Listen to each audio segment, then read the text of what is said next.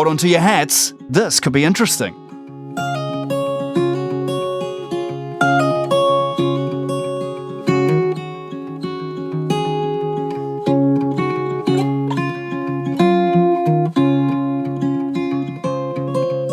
Welcome to TCBI Questions, the show where we ask the tough questions and the not so tough questions totally at random.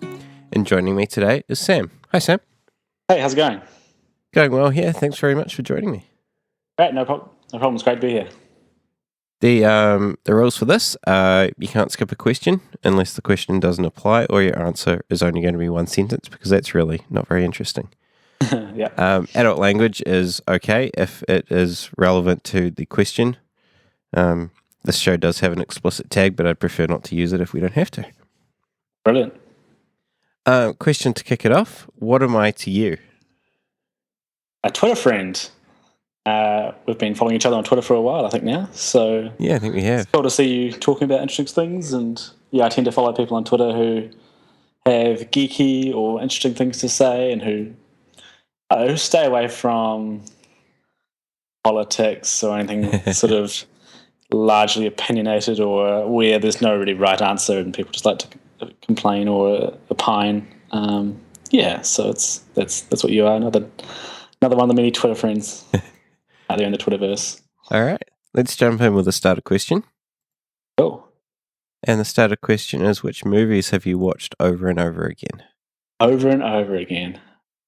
I can think of a couple. So the first would be The Social Network. Oh, yeah.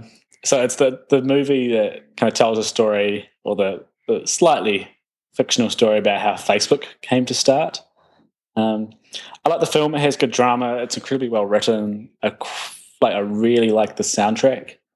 And I just like the narrative structure of it, how it's like being told by sort of two sort of lines of investigations or queries through like depositions as Mark Zuckerberg's getting sued and suing others. It's quite interesting. The other one would be Tron Legacy. So it's just another good 2-hour film, and it's visually beautiful, and it's way different to the first Tron film, which I still really like. So I like them as their own films, not really like as a sequel to the original Tron. Jeff Bridges is really good in that. The soundtrack is amazing. Daft Punk did an awesome job, and I listen to the soundtrack a lot when I'm coding, and we listen to it in the office when we're all coding together. It's a visually really impressive film. It's obviously easy to follow. The plot's simple. It's just really nice to sort of just sit down, relax to and watch. And yeah, it was quite cool. When I first saw it in the theaters, I am 98% sure someone was smoking synthetic cannabis in the next row over, and I've never tried that, but I imagine that would be freaking amazing. Yeah, that would be an interesting experience, wouldn't it? Yeah, have you seen the film? I haven't actually. Oh, right. It's like CGI candy floss. It's just really pretty. Oh, wow. Yeah, Disney nailed it. Yeah. Yeah, I have a really short attention span, so going to see movies at the theatre's often not a very pleasant experience for me. Oh, I love it. But yeah, each to their own, I guess. Yeah. Yeah, I watch a lot of sci-fi over and over again, especially Star Trek. I've seen all the Star Trek movies. Are we talking about the originals or the new ones? All of them. Okay. Sorry. Do you have a preference? So for I was the new thinking ones or the between others? original versus Next Generation, but you're talking about the reboot, which I don't like at all. Yeah. Don't like the reboot? Yeah, No, fair enough. I watched the first one and went, yeah, this isn't for me. Yeah, fair enough. So I haven't actually seen the other two. Yeah, you didn't really miss much. I'm looking forward to the new series, though. Yeah, it should be good. Should be very good. Yeah, and actually in the correct timeline, or from my perspective anyway. Yeah, fair enough. I get that. I didn't watch much of the original, The Next Generation, but it's one of those things I should really start and hang on to my geek card. But it's a little before my time, which is unfortunate. Yeah, it's well before mine as well. All right, would you like to pick a category? So out of the ones in front of me? Yep. Just click on it and it'll pick a question for us. There we go. Right. What's something you've won and how did you win it? I am so bad at winning competitions. Yeah. I Is it I so rarely win competitions. Probably the biggest thing I ever won was when I won the regional science fair when I was year 10. And I won a trip to Dunedin to go to Otago University's hands-on science program. Ah, yep. It's about the biggest thing I've ever won, and that was 10 years ago. What did you do in the science fair to win it? I built a device that turned text into Morse code, sent it over FM, and then received it on another side, and then changed it back into text. That's awesome. So it was a really kind of rudimentary kind of data transfer system using FM. Yeah. Yeah, And some so that encoding, was, obviously. That's really cool. Visual C++. Wow. That's how long ago it was. That just sounds horrendous. But yeah. Oh, no. Yeah. What have I won? Actually, my friends and I entered a team in Startup Weekend Wellington this year, and we won that. So that was pretty exciting. Yeah. So so for those who don't know, Startup Weekend is like a 54-hour competition where you got to try come up with a business idea and kind of implement a little bit of the business and try prove it or validate it, or at least try do some stuff. And we did a service called Rocco's Dog Food, and Rocco was the name of one of our team members' dogs. It's a Bernese mountain dog. So the idea was it was kind of like a Birchbox or a Loot Crate for dog food. You'd sort of get it on a weekly or monthly basis. Oh, nice. But we'd ask you questions about your dog, so we'd send you the right amount of dog food and sort of in the right portion sizes. So over the weekend, obviously we didn't like go set up a warehouse and set up an ordering system, but we did a lot of validation. We did something like 30K annualized revenue in pre-orders. Wow. Yeah, so we had a lot of dog owners. We just hit all the parks in Wellington, where I'm based, and talked to dog owners and that sort of stuff. We had quite a few developers in the team because we kind of got there and just assumed we'd do like a techie thing, but then like we just did like a really non-techie thing. Yeah. So with the 3 or 4 developers in the team, we wrote like a really good pre-ordering system. I wrote a bunch of scripts against the Twitter API to go search and favorite keywords and follow people who talk about dogs, and kind of grew the Twitter account. Nice. With some really nasty growth hacks, you should say. Yes, absolutely. So yeah, by the time we came to pitch on the Sunday night, we had all this engagement. We had 40,000 impressions or something like that. It was going really well. We had lots of pre-orders, and yeah, it's kind of hard for them to not give us the prize. It was quite an interesting weekend. And we were a team of people who work in sort of startups or have our own or that sort of thing. So we sort of just kind of hit the ground running, and we had a really good time. But they are an exhausting weekend, and it's kind of one of those things you do every few years rather than every 6 months. Yeah, absolutely. But yeah, it takes it out of your way. Yeah. I can't imagine you got much sleep that weekend. No, not much at all. It's pretty draining. But we won, and the prize wasn't fantastic. I think it was a few hours it was a few hours in the Biz Dojo, which is like a shared space in Wellington. It's like a co-working space. So we had a couple of days of that, and then some legal fees if we needed help with it. But we didn't continue with it because it was just more of a theoretical exercise. Oh, fair enough. Sounds like it could be a good business though if someone did run with it. Yeah, if someone wants to do it, it's there. They can come chat to us. Let's see. Let's start ramping up. 100. Who's the best cook you know, and what's his or her specialty? Oh, this is an easy question. This is my mum, right? This is everyone's mum. Yeah, I don't think there's really any other valid answers to this question. Yeah, surely it's your mum. So my mum has a kind of a European background. She's from Slovenia originally. So lots of European cooking growing up, lots of pasta, lots of carbohydrates, which makes me quite a cuddly kind of guy, I guess.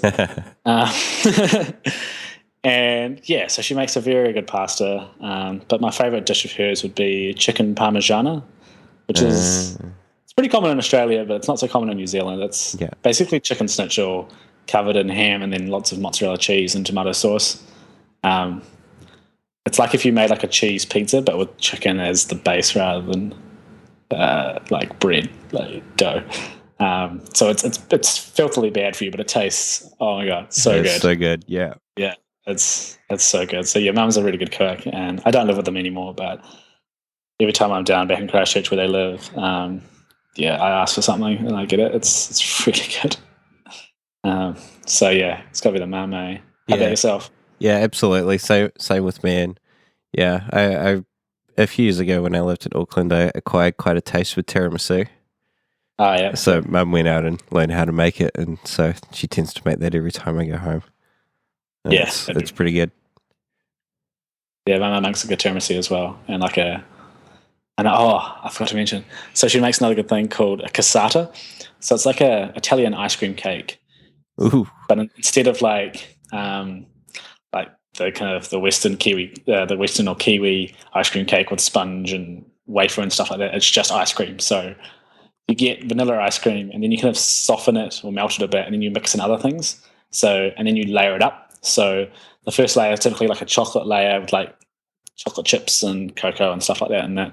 And like another layer would be like berries, so like mixed in frozen berries and that sort of stuff. And then another layer would be like boozy apricot or lemon or something like that. And so then you cut it in slices like you would any other birthday cake. and you get the whole lot. Yeah, so it's like a really good Christmas dessert, or yeah, just like a dessert for a special feast or a special occasion. It takes a while to make because you have to freeze the layers individually, or go make one, freeze it, make the other one a few hours later, etc., etc. But really good. And I've been known to wake up and steal a piece and give it to bed. It's good. It's good, man. I'm telling you. Like, Yeah, those come around, try carbs, something. It's those so carbs good. that you mentioned. Yeah. Fantastic. Yeah. It's real good. All right, over to you to pick out a question. Ooh. How do you Ooh. suggest overcoming negative self-talk? Hey, you went right from 100 to 1,000. I know. I don't think I understand how this works, but it's cool. I'm gonna pitch that to you first. Thanks for that. No worries.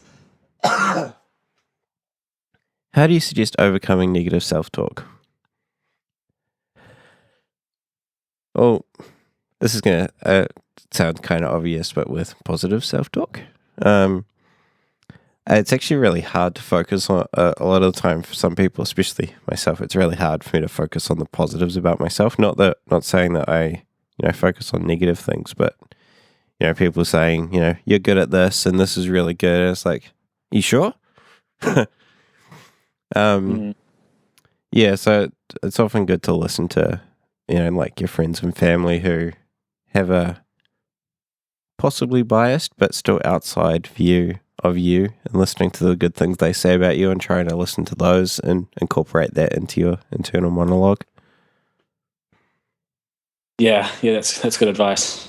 It's slightly different from me, I guess. Like I obviously work in tech, and my parents are Luddites. They wouldn't really understand what coding is or how it works. So listen to my mum or dad say, "You're a good coder, Sam," isn't really going to have any effect on me. Where I typically get to begin to self-talk, and I think a lot of people are the same, is with now what's being called imposter syndrome, or thinking you're not as good as someone else and you don't belong to be in the same office as them or in the same ranks as them. And for me, the solution to this has been sort of realizing that they're good at one thing that I've only done a little bit of, but I'm good at things that they're not good at. It's about stopping and realizing how far you've come, like, looking back and being like, just a year ago I didn't know how to do this, or just 5 years ago I didn't even know how to like write code for a computer, and just sort of seeing how far you've come and that in fact you are improving. And then if you can kind of mentally extrapolate out to say, look, when I'm the age of the person I'm comparing myself to, 4, 5, 10 years older, I might actually be better than them, or I might actually be just as good as them. And that sort of starts to cheer me up a little bit. It's more like I'm sort of bringing this on myself when I negative self talk. I'm comparing myself to stuff I'm never going to win at. So it's on one side it's motivational, the other side it's kind of depressing, but it usually ends up being motivational. And I can sort of see where I've come from and where I'm going and keep working. And usually, like if I do want to get as good at them as something, it's always just a case of making time for it and then working. And then making time is the hard part. It's like if I really care that that person is, good at functional programming or something that I'm not particularly good at, maybe I need to go spend a couple of evenings reading about it, watching lectures on it, and actually sitting down and figuring it out properly. If that's not something that appeals to me, then I should probably stop wanting to be that because I don't want to put in the work. So I obviously don't want it enough. Whereas they might be spending their evenings doing that, but I might be spending my evenings writing. And they might be thinking the same way back to me, saying, oh, God, I wish I was a better writer. Or I bet I was a better public speaker. But they don't want to put the effort in. So, all this wishing is all well and good, but if you want it, you have to do it. So, yeah, usually I retrospect and reflect, and then I'll start changing how I spend my time to be what I want to be. Yeah, you can't be an expert at everything, I think. New Zealand especially is well known for tall poppy syndrome. Yeah, it's the thing I hate almost the most about New Zealand is tall poppy syndrome. It's the idea that if someone's better than you, you need to knock them down. If someone's confident, let's label them as arrogant. If someone's done work and can talk confidently on a subject, let's dismiss the work they've done or not believe that they've done the work and then bring them down again. And that's something that affects me more than I'd like to admit, and it is incredibly frustrating. But then again, it's about handling yourself and how you speak and interact with others and trying to stay humble. Humility is a really attractive quality in people for New Zealanders. How people from New Zealand like to see humility in people, and people who aren't naturally humble, especially from other countries, come off in a weird way, and that's unfortunate, and it's up to them to change it, and it's upsetting. But yeah. Yeah, most Kiwis are pretty good at being humble, and comes across. I'm not. I really struggle with it. When I've done the work to learn something, I feel confident, and then that comes off wrong all the time. It's something I'm trying to work on.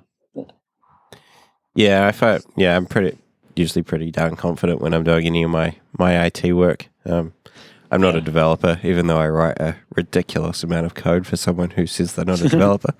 But that's beside the point. But yeah, with a lot of my IT stuff, if I know that I'm right or I'm pretty confident that I'm right, then yeah, you're going to hear my voice. Yeah, it's just about if you're in a team, you need to pitch your idea a bit more humbly, or say, look, maybe this might be a dopey idea, but what about this? Or I don't know much about this, but what about this idea? Rather than going, this is the way we're doing it, and I know better than you. Yeah. Not putting people down when you're disagreeing with them. Yeah, exactly. It's an interesting one. Yeah, that's the point of these questions, is to get these kind of conversations rolling, and it's been pretty successful so far. Yeah, good. Do you want to pick the next one? Yeah, 500 fathoms. What's your idea of a good time? A good time. This keeps changing as I keep growing up. I used to think it was staying in, watching TV, watching movies, eating too many Tim Tams. But nowadays it's changed. I really don't like watching television that much anymore. I find myself annoyed at myself for not doing work, or not necessarily my paid day job, but just working on my own kind of blog or personal development.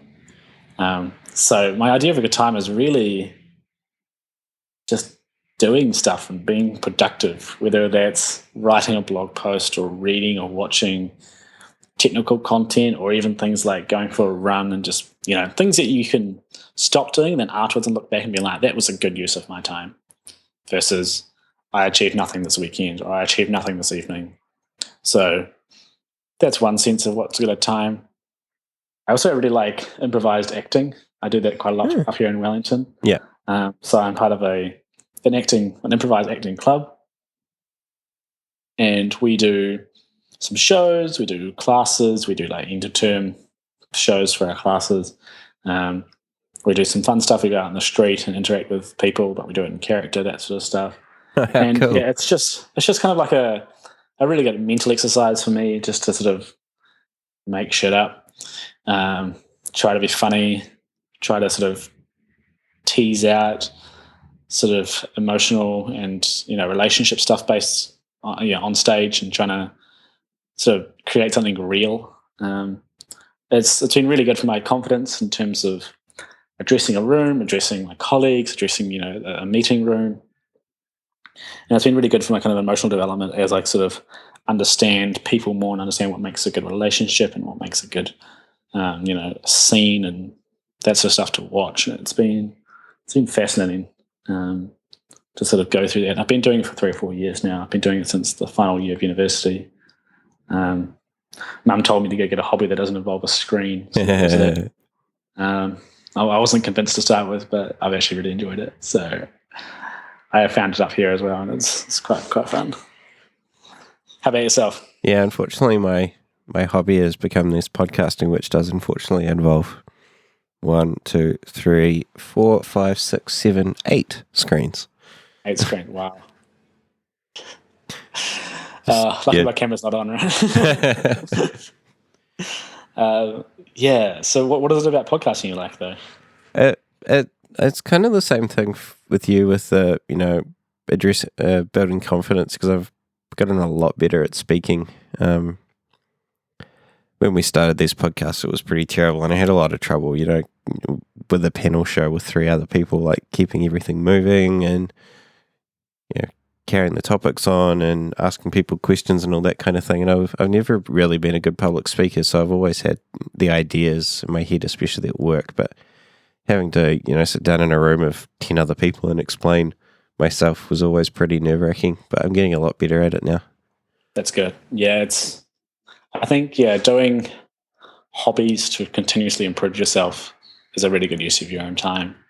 Whether it be confidence, speaking, fitness, just ability to clear your head. I also quite enjoy running. So I'll run in the mornings, around the evenings after work, and the amount of problems I solve I've been facing during the day, I'll be stuck on a line of code or trying to figure out a new way to do something.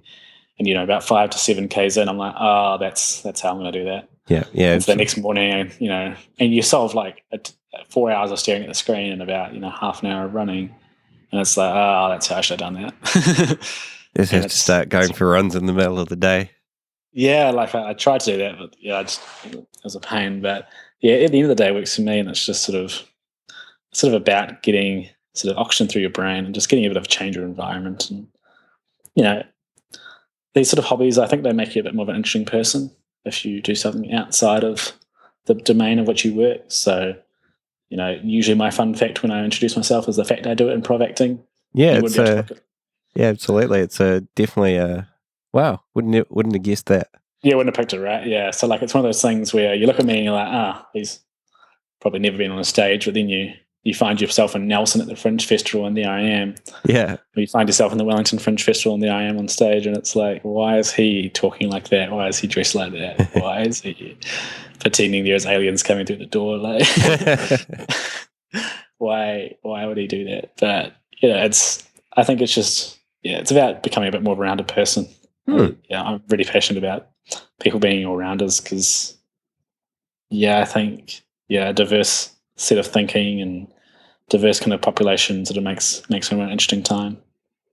Yeah, talking about getting good value out of your time and using your time wisely, I do find that sometimes I just have to stop and do stupid things and waste time. So otherwise, I'm always on the go, and that you get into the trap of feeling bad when you do waste time, but sometimes you just need to. Yeah, don't get me wrong. It's not like I never slow down and relax.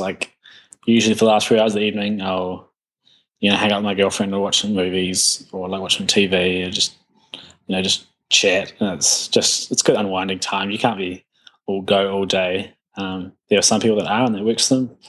Some people couldn't dream of doing that, but I'm sort of a 80% go kind of person. So, but that 20% time when I just chill out, it's very pleasant and very relaxing. And then there's also just straight up sleeping, which I try to get enough of. Yeah. So it's not like I'm trying to cut into my sleep or anything like that to do more. It's about balancing your day and finding that balance for you, so you can both be a tolerable human being at work, but also get enough done in your own time and be a good boyfriend and girlfriend or whatever, and just sort of live a healthy life. Yeah, I'm about 90-10, I think. I get bored very easily. As I said earlier, I have a short attention span, so I have to find something to do. Even if that's browsing 50 pages of r/cute animals or whatever. Right. Yeah, r/. It's r/ videos for me. I think there's always something quite cool there to watch. Yeah, r/or AWW. Yeah. Yeah, they get posted to works. We have a cute Slack channel at work, and kind of like all day, one or two of us are always posting in cute GIFs or videos of animals, usually dogs. Like we know that you've been off task because you've been posting in this channel. That's right. Yeah. So we should really do some analysis on that just to see who's posted the most and see who's been off task the most. Yeah, compare it to their commits and see if there's any correlation. Yeah, it'd be disturbingly accurate, I think. Yeah, so my last job, my side project, you could see all the commits were on Friday afternoons. Yeah. They just, I can't be bothered doing my real work. Let's do the side project. Yeah, exactly. Yeah, there's this classic Friday afternoon projects where you're like, I don't really want to do any real work, or like I've run out of real work to do. Let's spend a few hours improving this tool that we use internally, or let's, just improve something for someone else.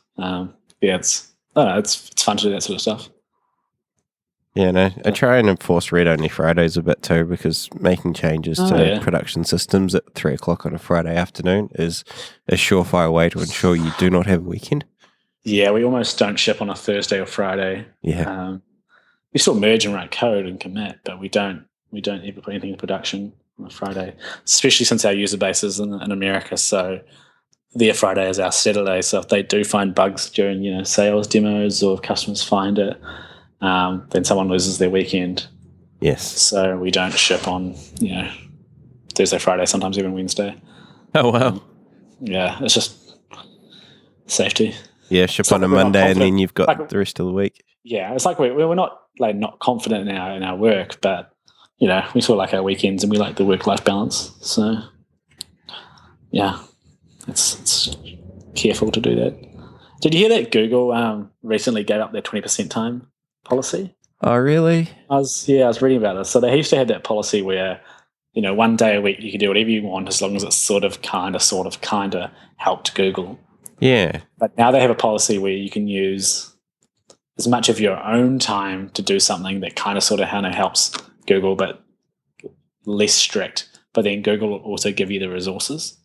Okay. So if you wanted to use the meeting room on the weekend, or if you want to use some like AdWords for free or something like that, you could do that with Google's resources and kind of work on your own project, which is interesting, but I feel like it's a slippery slope into making employees do stuff more for you, like do more stuff for you than you're paying them for. They should really be doing to have a balanced life, which is a shame. I wonder why they changed that. I'm sure there's a blog post from some HR professional somewhere, but yeah.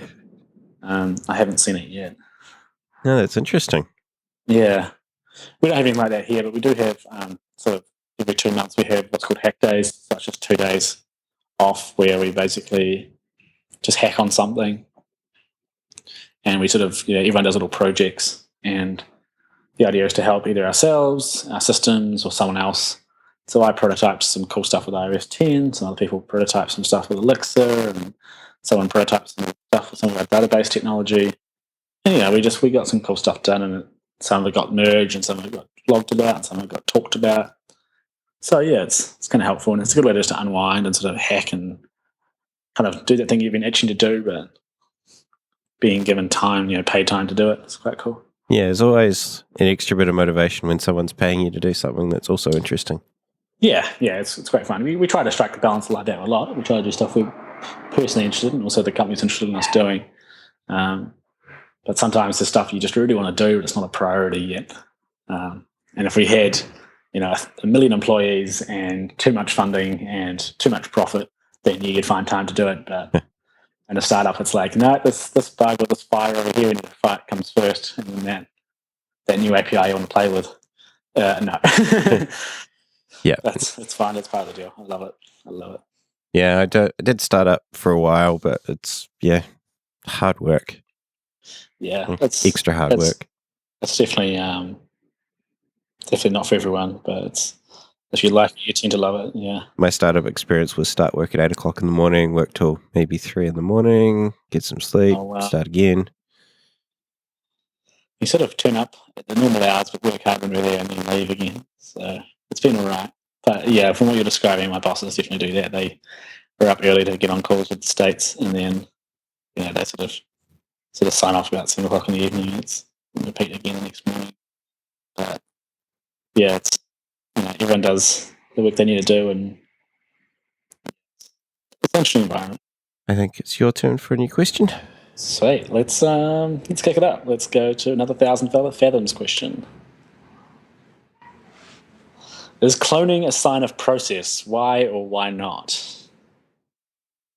It's an interesting philosophical question, isn't it? Well, should we first define what cloning is? cloning is? Oh, no, your audio is gone again. Should I just go back to the Go back to the Mac, yeah. How's that? Is that any better? A little bit. Okay, yeah, that's just my Mac audio, so hopefully that's all right. Yeah, it's better than what it was before. Interesting. Thanks, Yeti. Okay, so let's start again. So 3, 2, 1. So let's define what cloning is. As I understand it, the current technology is about, we can take a cell out of a human, mix it with some stem cells and put it in like an in vitro, and then we effectively grow the same person again. But then I need to wait, 23 years for a person to be my age. But then by that time I'll be 46. Yeah. So there's that. They can do that to sheep and mice, and they can probably do it to humans if they get the permission to. Dolly the sheep. Dolly the sheep, yeah. I don't really know how they're going to prove that it's a clone. Sheep all look the same anyway. Yeah, no. Do sheep have different DNA? Do they have identical DNA, or clones so have identical DNA? But I guess they could do DNA testing. Yeah, I guess. Yeah, it'll probably take a sheep farmer to figure out if two sheep look the same as well. But yeah, they all kind of look the same, right? Yeah. But yeah, cloning, is it a sign of human progress? What do you think? I think it depends on what you're talking about, because you could, cloning whole people it seems like a bit of a scary road to go down to me. Are you the same person? Who is the actual person, and can you have two of one person and then both be that person? Yeah, like who's the clone? Yeah. Because by definition, there's no way of telling them apart. And they both think they came up with the idea for cloning. Yeah. Yeah. Let's assume for sake of argument they do. We have a machine where I can step in the machine and then two of me step out. I often think about this and go, man, I wish I had some clones because I can get more done. I can go send one clone off to... Well, the way I think about it is like, I want the ability to clone myself in the morning and then absorb my clones in the evening and gain the knowledge and skills and everything from those clones into one person. So I clone myself 8 times in the morning. 3 of them would go running all day. Another couple would go learning stuff. Another couple would go to several different jobs. And in the evening, I kind of just clone back in. Absorb them back in. I've got really fit. I've got, extra salary. I've got extra knowledge, and I don't have to house and feed them all. Yeah, and then one day one of the clones just there's a problem and they revolt, and then there's 2 of you running around and you can't get them to come back. And they're trying to convince my parents that they're the real one and I'm the fake one, etc., and there's no way of actually knowing. It's a slippery stuff and I don't want to do it. I just don't see the benefit of making clones. As a human population, if anything, we have too many people in the world. Why would we want to make more? Yeah, we already have how many babies are up for adoption right now? Exactly. China's already got a one-child policy. And all the futuristic novels and films you see, it's always strict limits about birthing control. So we're not short on people. We don't need to be synthesizing people as a society, I don't think. Yeah, and then... I think it might be my end with this audio because it's doing it again. Interesting.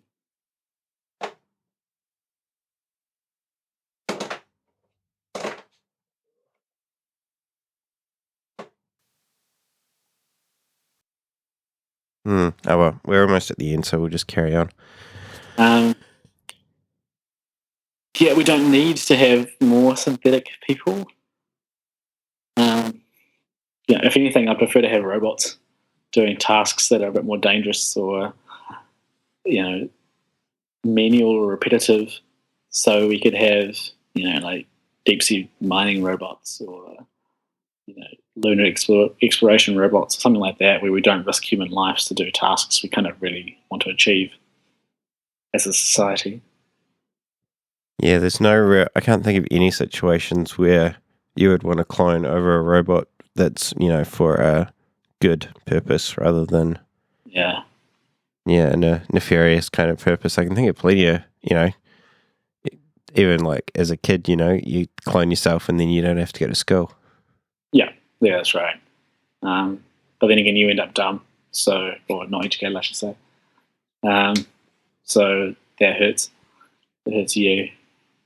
Something just popped into my head there. Oh yeah, have you seen the film Surrogates? I haven't, no. Okay, so in the film Surrogates, it's like a Bruce Willis film. It's not a very good film, but the idea is good. Um, the idea is human beings wake up in the morning and they kind of strap themselves to their machines, and these machines basically translate all their thoughts, emotions, pain, feelings to what's called a surrogate. And a surrogate is basically a lookalike, life robot. And the robot goes around and does their ordinary work. So this guy in particular, he's like a cop, so he can run faster. He can get shot heaps of times, but he doesn't actually feel it. I like that idea. So we would lie in a room all day, plugged into some sort of neural decoder, so we could feel and see and all that sort of stuff the robot could do, and then we control it, and then we can achieve more, lift more, take more risks, and then if it does blow up or get injured, we can just take it to the shop like a car and get it fixed up. I don't know, it's an interesting thought. I could talk about it all day, but it's an interesting film and it's worth seeing if you haven't seen it. It's called Surrogates. How do they deal with, the fact that you would start wasting away if you're not actually doing anything with your own body? Yeah, that's a good point. So in the film, Bruce Willis's wife, she's on all sorts of medication and that sort of stuff, and it's just not great. And later in the film, without spoiling it, Bruce Willis actually steps outside for the first time in maybe 5 or 10 years without a surrogate, and he's kind of weak and a bit frail. And it's people tell him, "Oh, you look like shit," and it's because his surrogate's the perfect version of him, perfect hair, perfect skin, but he's got stubble and blotchy and not very tanned and that sort of stuff. Yeah. So I think they'd have to address that, right? Some sort of IV drip for nutrients and food and energy. But they didn't really address it in the film. You unplug at night so you can get up, make dinner, that sort of thing. You can always just unplug from the machine and go have lunch and stuff. So that's probably how they solved that one.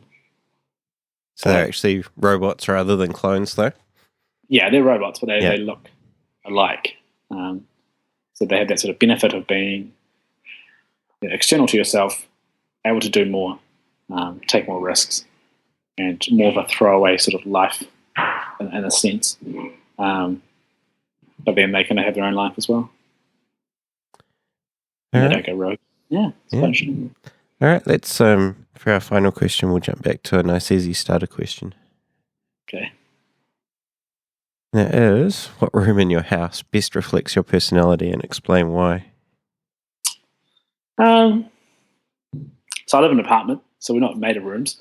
But I'd say the living room. The living room is where we come together. It's where we cook. It's where my flatmates and I chat. It's where we watch TV together, where we game or just generally talk nonsense together. And I think that probably best reflects my personality. I really like sitting down with my flatmates and talking about our day. We talk about my flatmates' Tinder adventures or that sort of stuff. And we sort of just kind of talk about nonsense and sort of just banter with each other. We complain about work, we complain about, whoever in our lives, the boss, that sort of stuff. We watch TV together, we cook together, we make fun of each other's eating habits together. It's kind of symbolic of our flatmate connection as a whole. The sort of what happens in that room is kind of the funniest stuff. Yeah. We're not people who stick to our own rooms. We don't like go and sit in our rooms and kind of ignore everyone that much. We're very much out in the living room kind of a flat. It's interesting to sort of have that sort of banter. And I'm a big fan of banter and making it and hearing it. So that sort of best reflects my personality. Yeah, I think the room that I'm in, my office / studio, it's a real mess. Just like me, I'm cluttered, and Right. it has all my technology and everything, and obviously the podcast studio, which I'm using to do all these podcasts. Yeah, and that kind of gives me the my extra link to the outside world, apart from all the people I have around me as well, because I connect with people around New Zealand and around the world on a pretty regular basis to have conversations. Yeah, I don't have a massive home office, and I wish I kind of did, but I really don't have much. So I usually come into the office where my day job is to do any sort of serious work where I need to be in front of a computer for a couple of screens for a long period of time. But it's definitely a living room for us. We just have most of our fun in there as a flat, and we like to bond that way. Closely followed by the balcony area. We've got a couple of chairs. We like to read or sit out there and talk and drink and stuff like that. Hope you got a decent view from it as well, do you? It's not bad. Like I can see, we're 2 stories up, so we can see a little bit, but it's fresh air. It's a nice balcony. We can see and talk to our neighbours from there. We can sort of enjoy the sun if the Wellington sun is shining, which is, sometimes.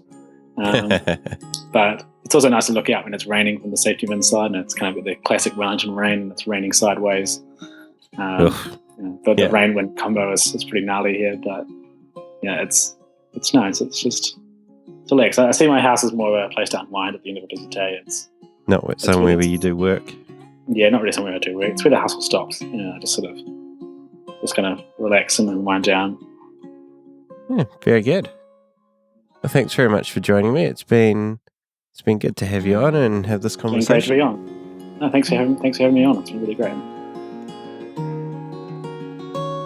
If you'd like to be on the show, you can go to tcbi.nz/guest form and sign up.